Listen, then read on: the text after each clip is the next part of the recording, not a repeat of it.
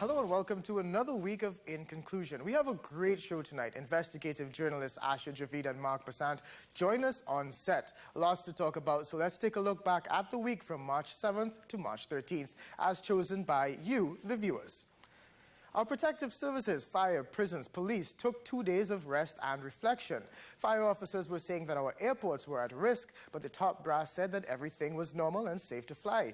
Police officers said they stayed away, but the Commissioner of Police said that turnout was normal. All this while the PSA and the Transport Industrial Workers Union signed off on a 14% wage hike, bringing an end to the PTSE go-so. And election giveaways have begun. We have people lining up outside the HDC, hoping to get one of the 100 homes per week. And the Land Minister says he's going to distribute deeds to squatters at a cost of about $1 billion. And then things got weird. Social media blew up over this story of a woman being cow-tied and paraded down the street over a case of predial larceny.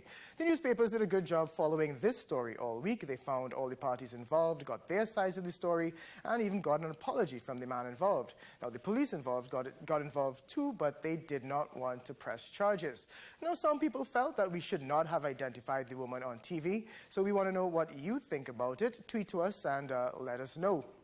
Now, of course, you may have seen this story on TV6 on Wednesday night.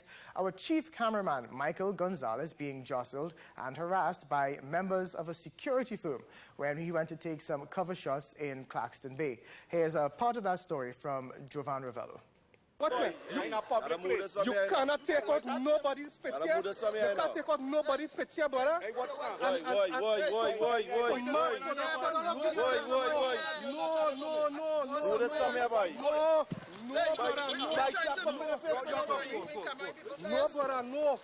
No. It's at this point, one of the men makes a revelation. I'm police. Don't point your name, officer. I don't care about I'm police. Now, you'd be surprised how often this happens to us. Happens all the time. You know, people always coming and telling us that we should not be shooting here and should not be shooting here. So we talked to Mike after the break about how he's dealt with this and other attacks that he's faced in his 25-year career here at TV6. Stay with us.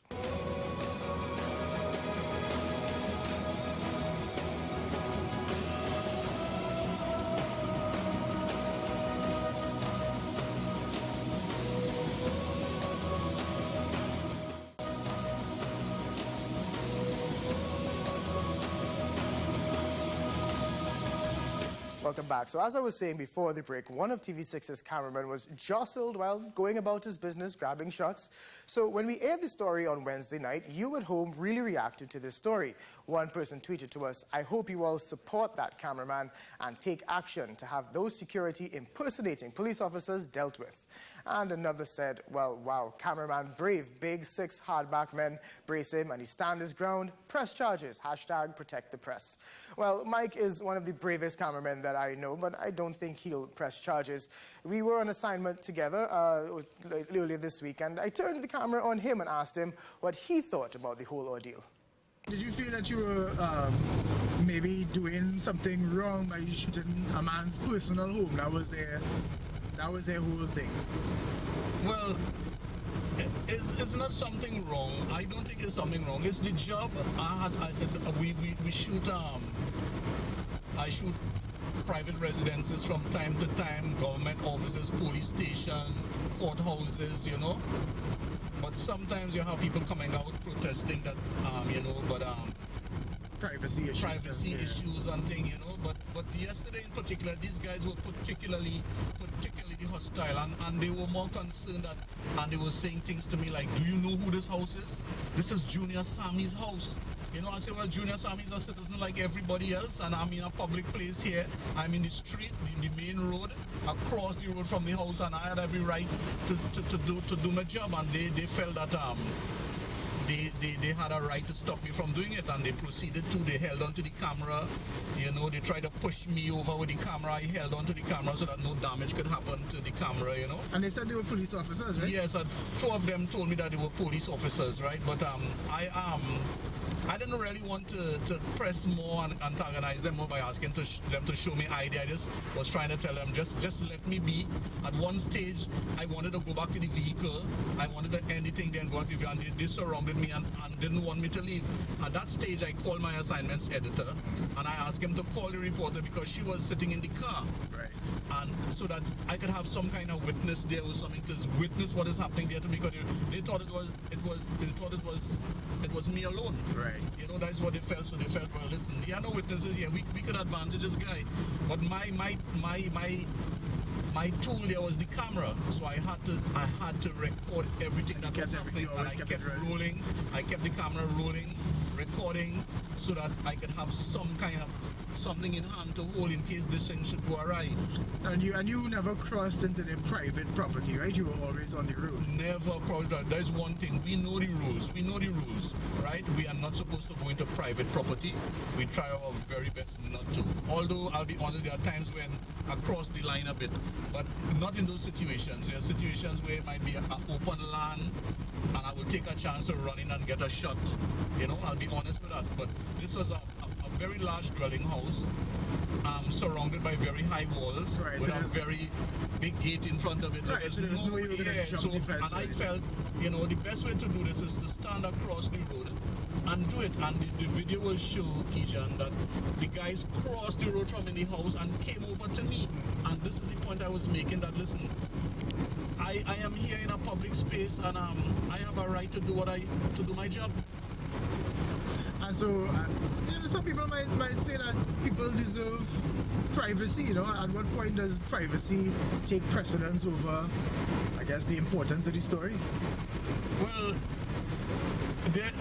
maybe there's a thin line, and maybe there isn't. But the thing is, the story must be told. Right. You know, the news is a service to the community, and we understand someone committed a suicide, and I had to get shots in order to tell the story, to tell the rest of the country the story.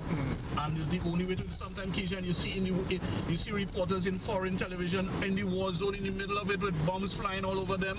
You know, how do you think they achieve it?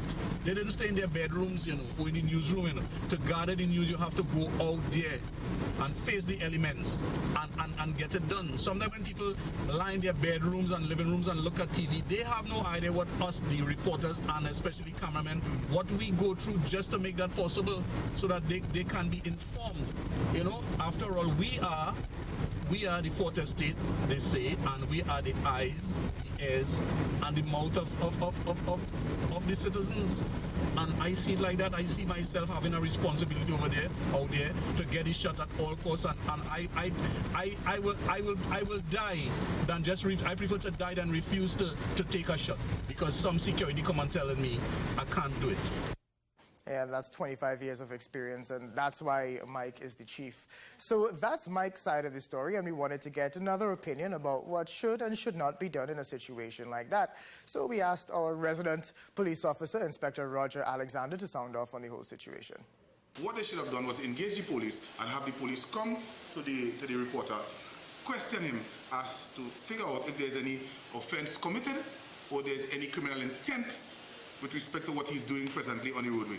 But that doesn't give the security guards had no legal jurisdiction, and in fact amounted to somewhat of an assault on the reporters in those situations, because I saw hands moving and persons touching persons, which amounts to an assault. And if ever the cameras were damaged in any way, in that case it would have been malicious damage of property, namely the cameras.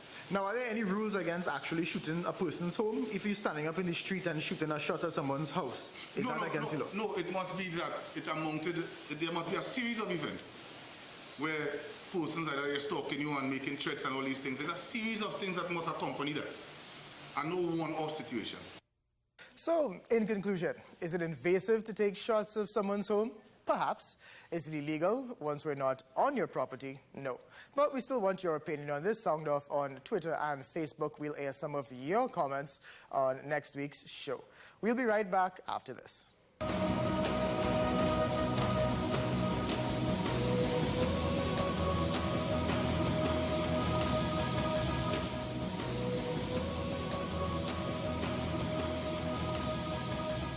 Welcome back. NGC continues to make headlines after last week's expose by Asha Javeed. Energy Minister Kevin Ramnarine has appointed a three-man team to look into it. And also an email from the Audit Committee alleged that the team is fearful for their lives. Meanwhile, Vice President of Human and Corporate Relations, Cassandra Patravani-Sylvester, has left the organization. And of course, this week, we finally have Asha Javeed, investigative journalist, and also Mark Bassant, senior investigative journalist at CCN, joining us to talk about not just this story, but other stories in terms of investigative journalism. Thank you, both of you, for joining me today. Let's start with Asha. Asha, this was a story that is really starting to pick up steam now, and it got to the point where NGC, a company that was being targeted for spending too much money on corporate relations, instead of replying to your emails, would have put out full-page ads, which of course... Quite ironic. Yeah, which would cost more money. So how do you treat with that sort of backlash to a story? Well, my job is to investigate. Their job is to protect their image. So it's expected when you start investigating an organization like this that there's going to be some kind of pushback, so to speak. They have sent the Express a legal letter. They've published it in the newspaper. They've published ads questioning the reportage. They've tried to discredit the contents of what was published. So, you know, they're doing their job, and our job is in the public interest to keep reporting and unearthing information as much as we can. Now, when you started this story, did you know that it would have snowballed into this? Do you ever go into a story knowing that it would snowball, or you just put it out there and see what happens? Some stories, you know, there's an end. There should be some kind of conclusion. But with this, I think it's just the tip of the iceberg, because this is part of an ongoing series that I'm going to be doing. So there's more to come on Yes. this. Let's get Mark in the story. Mark, a lot of people try to discredit the journalist and not always so much the story when these things come out. How do you deal with situations like that? Well, most definitely, a reporter is only as good as the sources. And I think once you stand by the information that your sources provide and you know that it is credible and it is accurate, truthful, and you try to always be objective as well, so that even though there are people that might try to discredit the story, you know, Asha's story is a very apt example of that. And other stories that I myself might have done, or other journalists, other investigative journalists, from time to time there will be people trying to discredit. But I think the onus is on the journalists, the investigative journalists, to kind of double check and triple check facts and talk to more than one person when you're doing a story that potentially could have, you know, national ramifications for people and for companies as well. Now, you know, it's one thing when a company comes out and says, you know, this story is false. But what happens when you have, let's say, a journalist from a competing media house that might do another story that may discredit your story? How do you treat with that? I'll let Asha take it first. Well, in the case of NGC, for example, the NGC refused to comment to the Express, yet they went to another television station they went to CNC3 and gave comments. Right. And then you just have to go with it. You know, you just have to keep focused. And, you know, sometimes, you know, I'm not even sure what I could include that comment because it wasn't made to me, but it's public information and it's out there in the public domain. So I think I just go with it, and there will always be people, there will always have people who have agendas. So so perhaps maybe they can manage the media by going to another media house and giving out information, you know, from that perspective. So do you take that as a personal attack on No. you? Do you think that they don't trust you, or they think that maybe you have an agenda? No, I think they're managing their PR.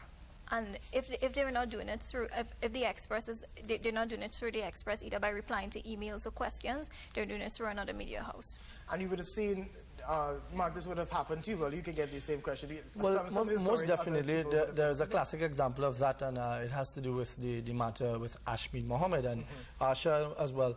But I can tell you that I am still working that story, and there will be things that are going to come out pretty soon to help solidify what I had reported several months ago.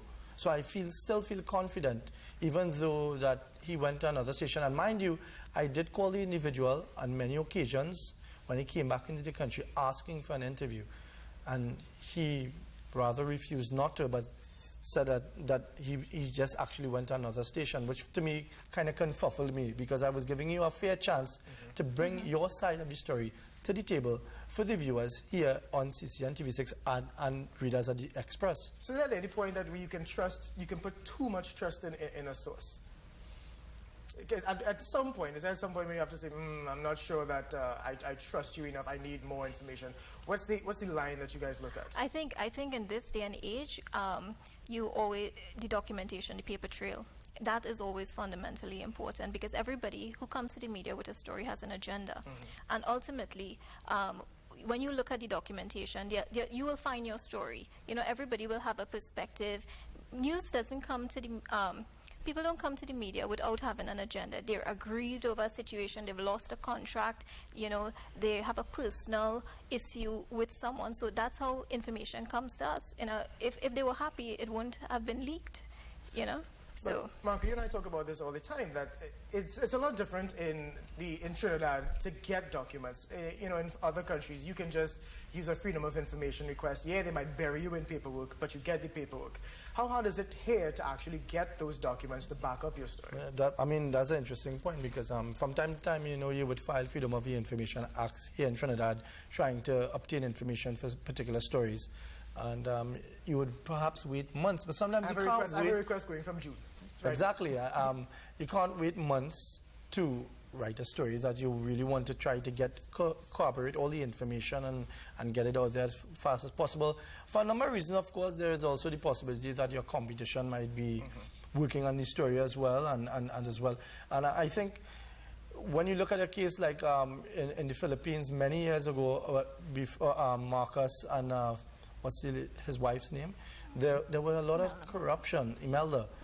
And journalists, I'm telling you that I had an experience with somebody who told us that she literally stood in a line with hundreds of people because of the poor system of archiving and computers, and went to a library and was able to unearth documents over a period of time that showed the spending of Marcus and Imelda and all these corrupt activities that they were partaking in. Yeah, I have actually been denied information through Freedom of having applied through the Freedom of Information Act, because it's too sensitive. It's still subject to cabinet. And then when you get it, is it an issue? Have you broken any laws, or do you feel any sort of guilt, or when you get that information that somebody would have tried to stop you from getting? No. Absolutely not. I mean, all right. How do you deal with the personal attacks? I know, Asha, you would have gotten some of that back in 2012 and 2013, and I'm guessing it's going to come in the election. Yes, it is. How do you deal with that? I think you know, I just go with the flow. You know, before I would, you know, there are days in this job sometimes that, you know, you question it, especially when, you know, your family is included in said attack. But for now, I've just, you know, you have to be thick-skinned in this job. You can't survive in the media without being thick-skinned. You know, if you're thin-skinned, this is not a job for you. So, you know, you just have to go with it. Can I ask you to empty the contents of your wallet to show your party cards right now? Because, you know, people assume that you're in every political party right now. So if I ask now, will I find a UNC party card, a BNM party? You'll find lots of credit cards. Mark, what about you? I mean, a lot of people would have tried to discredit you and your stories. Even your threat, the threat against your life was discredited a lot as well. Now, how do you deal with something like that? Well, I can certainly tell you, like Asha, I can sleep comfortably in the night. I'm nobody's pocket, ever intend to be. I mean, I go out there and I meet a lot of people that continue to tell me, continue what you're doing. And I know that the threat was real. And I know up to 2 or 3 months ago, this Central Gang Intelligence Unit came and they gave me a statement to read over and make any changes if I felt necessary. So I know it is ongoing. I think that once we do a service for the public of Trinidad and Tobago, because we are the fourth estate, we represent the citizens of this country. We are their watchdogs, and through us, they are able to keep an eye on their tax-paying dollars, as well as other matters that the citizens need to know. And I think when we weigh in all that, as you say, it is not me personally they're attacking, but I mean they're trying to attack the credibility of the story, and by virtue, of course, your company and so on. But once you stick with it and you're tenacious and you're adamant that you're trying to find the truth, I don't think anything will affect you mentally, physically, or emotionally. Now, it was actually very hard to get this sort of gender diversity here? Because most of our investigative reporters I found are female.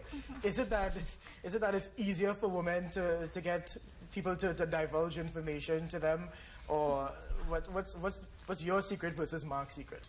Well, Mark and I work on a lot of similar stories, so I don't know if there's a secret as such. Mark. I think that's a rather sexist comment to make, Kishan. Your insinuations are, You know where that question's coming from. I mean, maybe it depends. Of course, I mean, there are a lot of male individuals that would maybe find it more appealing to speak to Asha, easier to speak to Asha. Maybe because maybe Asha will use her particular. A way of speaking to people, not in any bad way, I mean, but in a very professional stance, and in the same too. The fact of the matter is that once your work speaks volumes, whether you're male or female, in this business, there are people that will willingly give you information and assist you, and then you of course they feed you the crumbs, and then you have to find the rest. Yeah. Do you find that the attacks are getting worse, and how do you use social media to fight back, or do you just ignore it? Because I realize that, Asha, you've started, putting the hateful messages that that people would send to you. It kind of shows them up, Right, Before I would get emails and private messages, even text messages, and I'd be like, apparently I'm supposed to accept this because this is part of the job. But now I've just decided, if you feel confident enough to send it to me, then I'm confident enough to disseminate. Make it public. But Mark, your stance is a lot different. You don't really go out on social media and reply to some of these I would read and dismiss them. I let them wallow in their ignorance. At the end of the day, I have a job to do, and they don't pay my salary. I mean, at the end of the day, we as journalists need to stand firm in what we believe in and what we do, because it's a very reputable profession that we have here. A few weeks ago, we were discussing the Commissioner's response to your Dana Sita-Hal story, whether or not you might have compromised the investigation in any way. Do you still stand by your story, even though, nobody has been charged just yet? Of course I do, and I guess in the coming weeks, all I will have to tell you is wait and see what myself and Asha is working on, and then we will see where we stand in society. So is this your team up normally, or just because we work in TV6 or CCN? This is a special piece we're working on. All right, so this is something big that's going to come in the next week. We're not going to say we're not giving a time frame, but maybe in the next 2 months or less. But we're not giving a time frame, and we're not saying what it is about.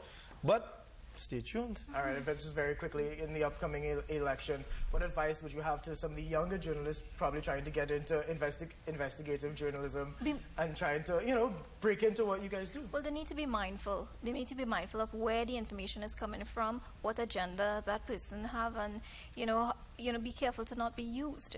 And it's going to happen. This election, I believe it's going to be dirty, and, there'll be a lot of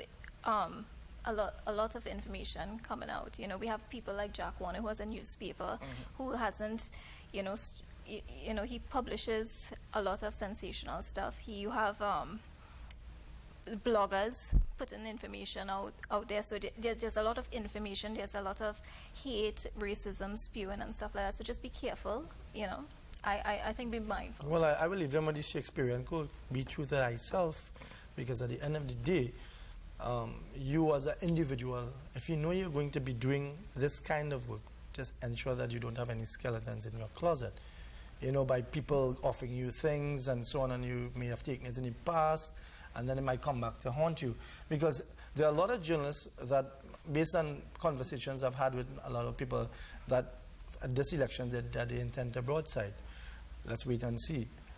But if you feel clear and confident in your mind that you are not one of them, then you don't have anything to worry about. Do you guys keep grudges against people? Asha, Mr. Warner would have come on television and said words against you. Yeah. Would you, if you bounce him up in a fet, you would say hi and shake his hand? Of course, I've had to do it multiple times, because the people I write about are people that I will always have to interact with, pick up the phone and ask for comments. So, I'm human, but I also am a professional. Now, Mr. Warner is essentially a journalist. Well, he's a publisher. He's a publisher. He's a publisher. Yes. So now, can we start seeing you and Mr. Warner now working on exposés together? Highly unlikely. Mark, same question. Well, yes. I mean, I could draw direct reference to the said individual. I remember writing the stories when I went to Miami about his sons. And I came back to Trinidad, and he refused to speak to me for quite over a year and more. Mm-hmm. And lo and behold, just recently, he spoke with me. I guess it's water under the bridge. I don't hold any grudges against anyone, because I know it's a full circle, revolving door, that one day, you see, he was a former minister. Now he's, a mayor, MP, and a publisher of a newspaper. A mayor publisher. Yes. Well, you know, from he the heights that he was before to now, I mean, he's an MP and a publisher. He had a lot of hats before that. I feel less hats. All right. Yes. So let's take a quick break and we'll be right back. I want to thank Asha and Mark for joining us. They'll be around just after the break.